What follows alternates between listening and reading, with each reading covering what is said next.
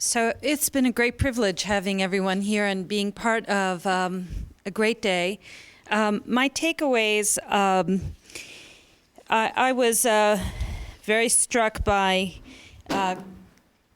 Ken's talk about the media as a membrane or lens. I thought that was a very useful framing of that it's not about digital per se. It's about something that is a facilitator, a new kind of facilitator. And with Anne, I was struck with your comments about that with all of this incredible competency among kids, that that doesn't mean that they're learning what matters, and that the place of humanities and museums is to help them create meaning. And that's kind of our higher purpose. And that struck me, this idea of a museum as a narrative construct for helping shape learning was really great. And Anne, I was going to ask how we can help support your initiative, but now we know in writing our representative here. I would also like to say, we didn't specifically expressly address governance, but I think since you've been giving kudos to MoCA and to Baker Nord Center, I personally would like to acknowledge that we are really, I think, unique in the sense that we have people like Lev Gonik and Len Steinbach and Paula Grooms, who is here today, who is managing director of the Ingenuity Festival, and Heather Guest, who some of you met in the breakout session, are all on our board. That is unusual. And I think it's because we have such amazing intellectual capital infused on the top side that it helps, those of us who are the worker bees get our jobs done and be able to, be innovative and be nimble and gain valuable resources to do some of the things that we do. So I do want to acknowledge your role in leadership. Thank you very much. Anne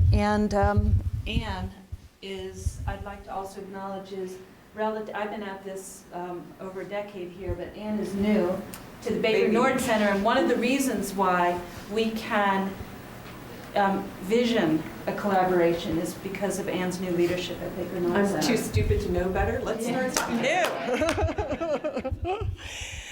Thank you much, Jill. I've learned so much today. I have reams of notes, and for me, I have new vocabulary, and I want to thank Ken and Anne.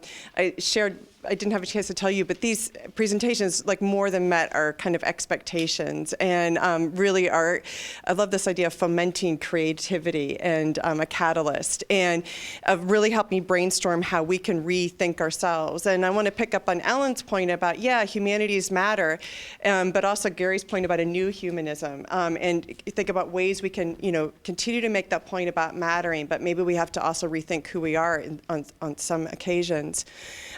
Reflecting on some of the things that are on the board, I'm actually struck by how actually very feasible some of these are, like the idea of a salon. Some of these fit within things that we already do.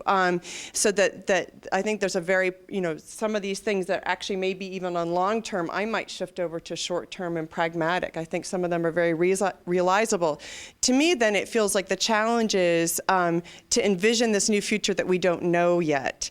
And I think that may require, if I can be a little bit personal, that may require me leaving my comfort zone and spending a little bit more time with my colleagues in engineering. I went to a liberal arts college. I don't think I ever heard the word engineering in my 4 years of my campus. And in fact, it wasn't even in graduate school. I'm sure mine had one. I just never spent any time near that. So, and I think this will be a healthy thing to kind of reach out and see what I can learn. So I was thinking, if Lev asked me my takeaway, one would be my head is going to explode. But then maybe exploding would be good because, it would, make me have to go out and pick up all the pieces from all these different places. This is Anne's exploding. Yeah. This is my exploding head. So I want to make a commitment to everyone in the room that your time, your intellectual capital, your time capital, and your time is money has been well spent, because this isn't an idle exercise for us. This is something that's real and concrete. And I know I'm going to be sitting down going through my notes tomorrow, but Jill and I and Megan and Mary have an ongoing commitment. In our university, we have to shape what this culture, creativity, and design will look like at CWRU. And to me, actually, I came in wanting to envision what would the Humanities Center look like in this conversation, and now I have the possibility of a much larger conversation that I think I can take out to all my colleagues in the university. So that's a long way of saying my takeaway, but I want to say how much I value all your time, that we are going to work through sifting through these ideas. I think we've got realizable, yeah. It's almost cocktail hour, isn't it? Please, someone tell me that. 7 minutes to go.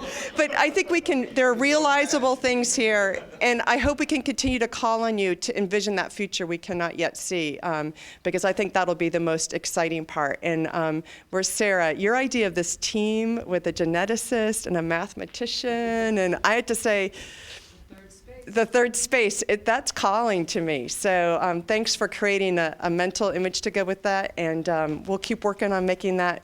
Don't know what it'll look like, but I think that would be a great space to live and work in, so thanks.